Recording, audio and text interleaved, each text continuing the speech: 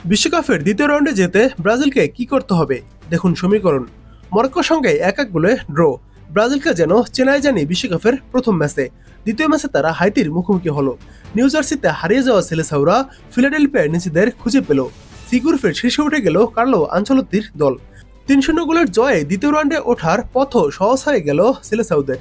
কারো উপর নির্ভরশীল না হয়ে বিশ্বকাপের দ্বিতীয় রাউন্ড মানে শেষ 32-এ থাকতে হলে ব্রাজিলকে স্কটল্যান্ডের সঙ্গে শুধু ড্র করলেই হবে। আগামী 25 জুন মায়ামিতে হবে ম্যাচটি। আজ হাইতিকে হারিয়ে মরক্কো সমান 4 পয়েন্ট নিয়ে গোল ব্যবধানে এগিয়ে শীর্ষে উঠে গেল ব্রাজিল। গ্রুপ পর্বের তৃতীয় ও শেষ ম্যাচে আর একটি পয়েন্ট পেলেই ব্রাজিল অন্তত গ্রুপের দ্বিতীয় স্থান নিশ্চিত করবে। গ্রুপের প্রথম স্থান নির্ধারণ হবে মরক্কো বনাম হাইতি ম্যাচের ফল শেষে। একই দিন একই সময় হবে ম্যাচটি। ট্রাইব্রেকিং নিয়ম অনুযায়ী দুই দলের পয়েন্ট সমান হলে হেড টু হেড গোল পার্থক্য ও গোল সংখ্যা বিবেচনা করা হবে। আর ব্রাজিল স্কটল্যান্ডের কাছে হেরে গেলেও নকআউটের টিকিট পেতে পারে যদি আফ্রিকানরা হাইতির কাছে হেরে যায় এবং গোল ব্যবধানে পিছিয়ে থাকে। আরেকটি বিকল্প পথ, যদি মরক্কো অন্তত ড্র করে তবে ব্রাজিল সেরা 8টি তৃতীয় হয়ে পরের রাউন্ডে খেলবে।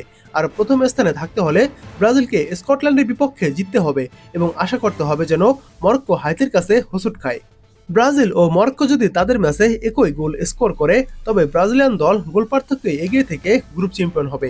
আর মরক্কো যদি 4 বা তার বেশি গোল দেয় কিংবা ব্রাজিল ছোট ব্যবধানে জেতে তাহলে মরক্কোরা শীর্ষে থাকবে। সি গ্রুপের চ্যাম্পিয়ন দল এফ গ্রুপের দ্বিতীয় দলের মুখোমুখি হবে, যেখানে নেদারল্যান্ডস, জাপান ও সুইডেন, তিউনেশিয়ারা রয়েছে। এই গ্রুপের রানার্স আপ মুখোমুখি হবে এফ গ্রুপের চ্যাম্পিয়নদের সঙ্গে। তৃতীয় দল পাবে এ গ্রুপের প্রথম দল, ই গ্রুপের প্রথম দল কিংবা আই গ্রুপের প্রথম দলের বিপক্ষে। আর ব্রাজিল যদি সি গ্রুপের চ্যাম্পিয়ন হয় তাহলে এফ গ্রুপের দ্বিতীয় দল, এখন যেখানে বর্তমানে রয়েছে জাপান, সেই দলের মুখোমুখি হবে। আর ব্রাজিল যদি সি গ্রুপের রানার আপ হয় তাহলে প্রথম মানে এফ গ্রুপের প্রথম যে দলটি থাকবে তাদের মুখোমুখি হবে রাউন্ড অফ 32-এ। এখনও যেহেতু ম্যাচ বাকি রয়েছে তাই এই হিসাবটা তোলা থাক পরের ম্যাচের জন্য।